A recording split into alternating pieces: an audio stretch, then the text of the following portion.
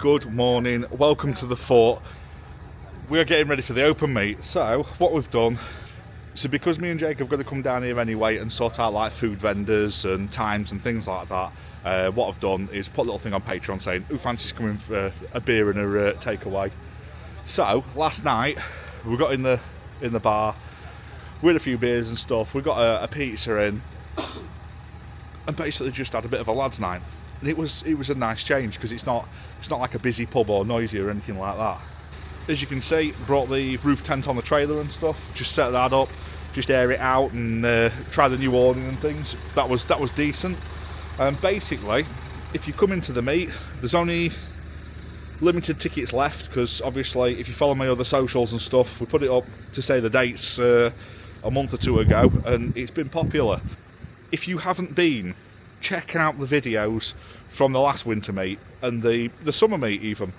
So if you don't know what the crack is, there is videos already of me waffling around what we've got on site, what the times are and things like that. We're going to keep it to the similar kind of rules as the summer meet. Valid. When you buy the tickets, all the rules etc are on the website.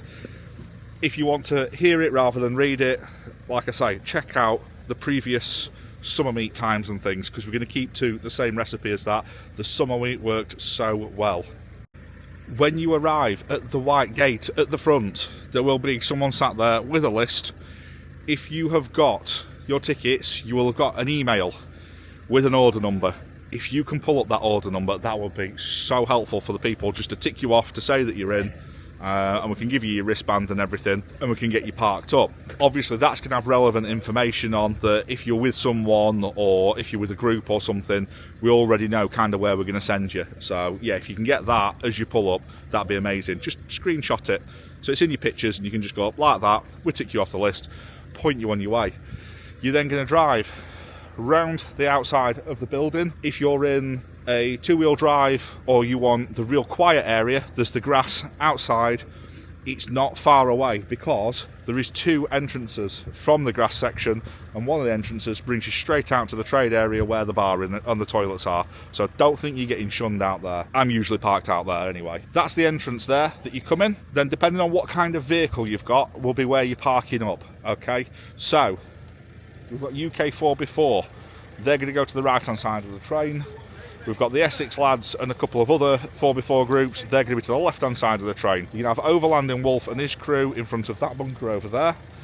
Round the perimeter road, that is where the jumbo vans, trucks, heavy vehicles that we don't want on the wet grass are going to go on the concrete perimeter road, but up to the wall with your slide door or entrance door outwards. From the blown out building across to the entrance, this is the Urban Arc Overland section there. That is a little elitist club of tyre table people. And then bringing it round here like we did last time, this is going to be all the adventure van section. So if you've got a 4x4 van, swamped out and all the rest of it, this is your bit here. This is where you're going to be wanting to head. That's the entrance again. From that side on that way, ideally, that wants to be two-wheel drive vans as close to the concrete as possible, not on the slope, but as close as possible. So if you do have any dramas whatsoever, we can get a rope on the front of you and get you straight off. And then what we're going to do is park along that line and then start filling in between all the way along. The biggest thing is spacing. And please, please, please, please, please, not every single vehicle can have their awning out, okay? If you want to be social and all the rest of it, that's what the covered area of the bar and all the rest of it's for. Unfortunately, with the limited space that we've got, we can't have it where so many people try to do it, where everybody makes their own big corral and all wants their awnings in, and what they end up doing is 5 vehicles end up taking up the space of like 8 or 9 vehicles. If that's what everybody wants to do, that's absolutely fine, but the ticket price is going to double. We're trying to keep this as cheap as possible, so please park close to other vehicles and you're going to be parking in lines. If there is, say, organised groups like UK Overland, they've already told me there's a minimum of 10 vehicles going in there, so I've allocated them the space so that they do get one area where they've got the fire pit, they've got the awnings, etc. That's fine. If you're over there and you've got, say, 5-6 vehicles and that, it's like organise it in a way where you've got one area between 2 vans where you've got somewhere to sit, somewhere to cook, somewhere to do your pieces and that. But please don't think you can do that for every vehicle, because all that will end up happening is we'll end up either shuffling you closer together or just putting a random in between you, okay? So I don't want to bemoan you with that, but I have had to emphasise that over and over and over and over and over again to people as the parking. Other than that, everybody self-policed amazingly last time and the time before. I think we had one thing where late at night someone wanted to have some music on and go mess about down the tunnels. Please don't make noise around the camp after 11, okay? If you want to be noisy, go in the bar. That's literally what that's for. You're in a bunker. You're not going to upset anybody in there. Just don't make a mess of the place. Big boy rules, okay? You know, if you want to walk around the tunnels, you want to walk around the bunkers and things, happy days. That's why we've got this cool venue. But please, bear in mind, this is a heritage site, so don't be leaving litter about, don't be making a mess, don't be kicking things over or upsetting things or causing damage. Please be a grown-up, because like last time, we had the thing with the noise light on. It instantly found out who it was, what they'd done, everything. I heard it from 17 different people as I walked across site. If there is any issue whatsoever, you know what mine and Jake's vehicles look like. Knock us up, because there's nothing worse than someone being upset about something and moaning that nothing got done about it when we didn't know anything about it. Someone actually put a bad review on Jake's site about the noise and nobody told us about the noise. That's not ideal. I don't think that's very fair, is it? So on the Friday, if you are coming on the Friday, from midday we're having the burger van open there, so you can get coffees, hot drinks, burgers, chips, etc., bacon sandwiches, whatever you want from that. So as you rock up, there will be food there. On the evening, we're just waiting for confirmation on it for a fish and chip van on the Friday night, and the Saturday night we still haven't finalised that one. The first choice is Yorkshire pudding wraps, the second choice was Greek, and if not, then the pizzas in them orders we've tried to get, okay?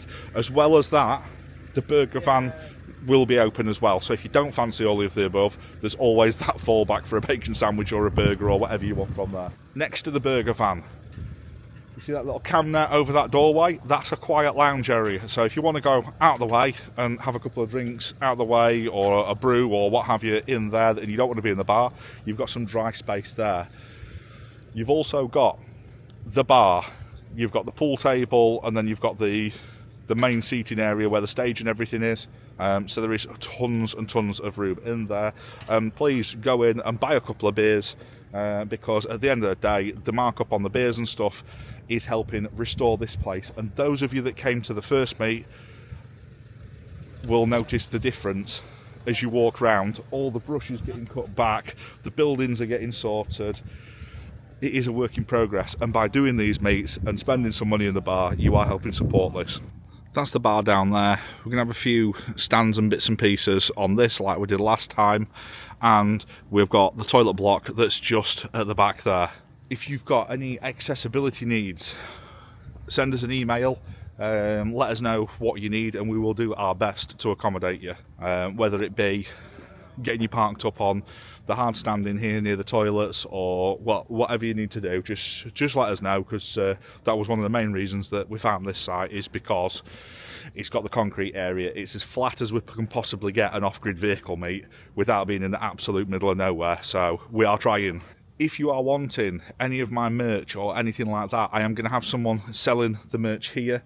I'm also going to see if I can do a pre-order, because if you're an unusually large person like me, or you want a specific colour or anything like that, I'm going to see if I can get some sort of pre-order with the people that are making it.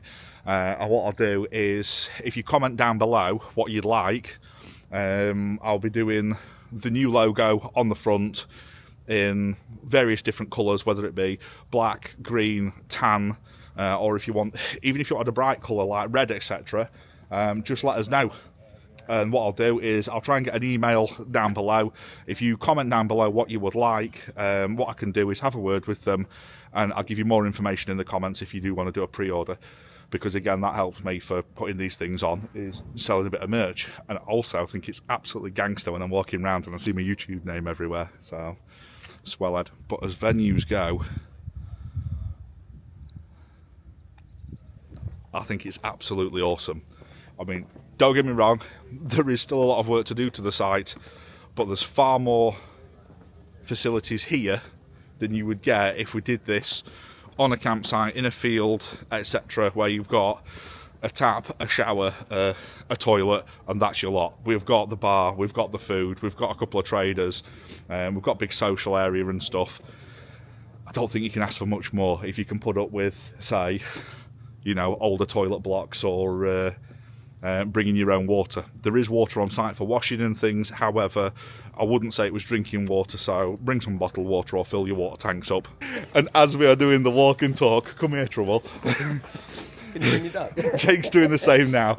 Yes, you can bring your dog. Your dog is your responsibility and nobody else's. Yeah. Keep it on a lead or well trained and stuff. You are responsible for that creature, just like your children if you bring them. Yeah.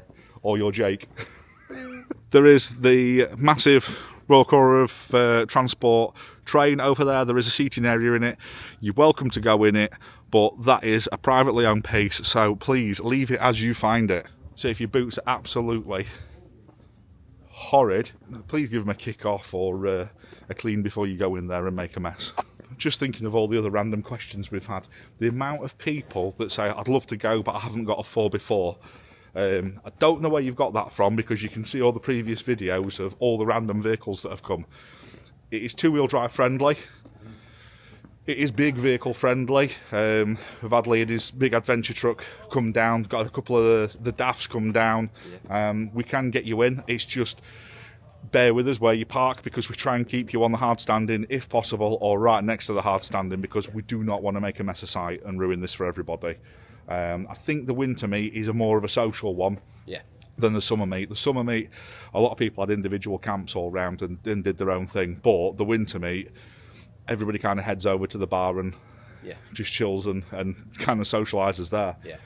If you are new to all this as well, don't feel like you can't mooch about site. Everybody here is pretty friendly, and you know, they will talk about vehicles, they will, you know, show you the builds, and because at the end of the day, everyone's proud as punch of what they've built, brought, whatever. So speak to each other. Don't feel like you can't. So this is where you come in. There will be a marshal sat here on the gate. Please be nice to the lads on the gate, because this is a hella boring job, and we really appreciate our mates that come and help us with these weekends, because at the end of the day, we take it in turns to park people up and to sit here boringly looking down this lane all day. So, thank you, lads. But yeah, you'll come in here, and like I was saying, if you are on this section here, you're not far away. It may seem like you're outside, but you're not far away, because literally through there you can see the bar. So you're actually, at this point, you're closer than, like, say, Tim, who's down at the far end. And you're also still inside the perimeter, all gated off and locked overnight and everything. Look at this, huh? All the cool kids have got no Madia showers. That is a Gucci shower holder. It's nice, isn't it? Is that your table one that you've adapted, or is that a... usually has the round table, but it's the mounts changed, so you can put the shower on the top.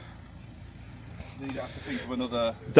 Them collapsible buckets, that is the ideal way of doing this, isn't it? Well, I just say... I would put Do you see how fast that was hot? I would put it in a jerry can, but the filter doesn't actually go through the hole, which is a bit of a pain. The only thing I'd do is I'd put that collapsible bucket where the water's landing. Yeah, refilter it. But then again, I would be there, wouldn't I? Yeah.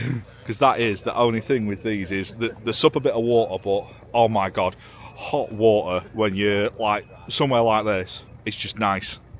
I've even done these when we're parked up next to a lake, and just chucked the nozzle into the lake and did all the washing up for the pots and pans and stuff. It just makes things easy. And as well as that, we've just seen, well, I've been on Google Maps, and I'm a terror for it, and we may have found a bit of a road where we might be able to get in to do a bit of urbex. Yeah. See how daring you want to be.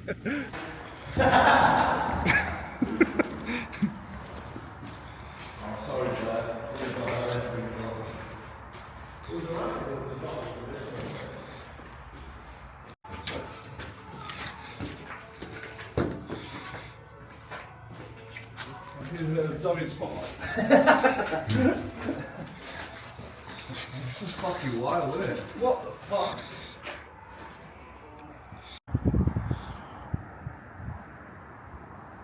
Urban Wild Camp. Who wants to see it?